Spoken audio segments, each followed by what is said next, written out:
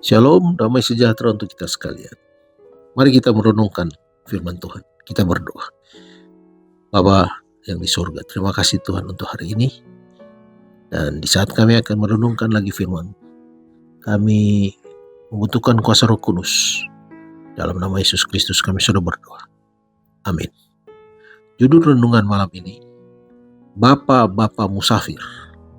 Ayat renungan diambil dari kitab Wahyu pasal 13 ayat 11. Firman Tuhan berkata, "Dan aku melihat seekor binatang lain keluar dari dalam bumi dan bertanduk dua, sama seperti anak domba, dan ia berbicara seperti seekor naga."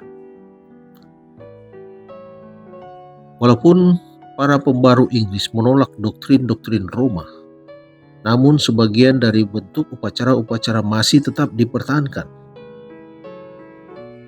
Mereka mengatakan bahwa hal ini pada hakikatnya tidaklah jahat dan tidak dilarang dalam Alkitab.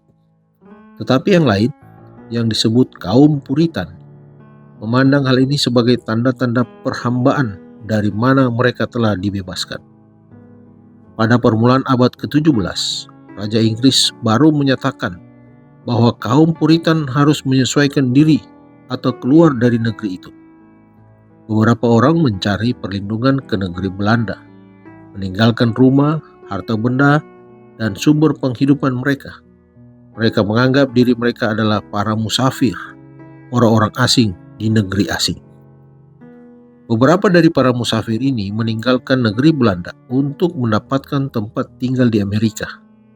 Kebebasan hati nurani mengilhami mereka untuk menanggung risiko perjalanan laut yang panjang dan bahaya, hutan belantara di negeri asing. Namun mereka belum memikirkan prinsip-prinsip besar kebebasan beragama. 11 tahun setelah para musafir ini membentuk pemukiman yang pertama di Amerika, Roger Williams tiba dengan pemahaman lebih dalam terhadap kebebasan. Orang pertama dalam kekristenan modern yang mendirikan pemerintahan sipil berdasarkan doktrin kebebasan hati nurani. Pokok pikiran. Prinsip yang agung yang dijalankan dengan baik oleh Robinson dan Roger Williams, bahwa kebenaran itu berkembang, bahwa orang Kristen harus siap sedia menerima semua terang yang bersinar dari firman Allah yang kudus, telah kehilangan pandangan oleh generasi penerus mereka. Gereja Protestan Amerika, demikian juga Protestan Eropa, yang begitu senang menerima berkat-berkat pembaruan, telah gagal untuk maju terus dalam pembaruan. Itulah sebabnya, sekali lagi, agama merosot menjadi sekadar, dan kepalsuan dan ketahyulan yang seharusnya sudah disingkirkan. Seandainya gereja terus berjalan dalam terang firman Allah, tetap ada dan berkembang. Dengan demikian, semangat yang diilhami oleh pembaruan berangsur-angsur menurun sampai terasa adanya kebutuhan pembaruan dalam gereja-gereja Protestan sebagaimana dalam gereja Roma pada zaman Luther. Dikutip dari buku Alfa dan Omega jilid 8 halaman 311. Pelajaran malam ini, kebenaran dibangun atas kebenaran. Di setiap zaman, Allah memiliki kebenaran yang berlaku untuk generasi itu. Mari berdoa.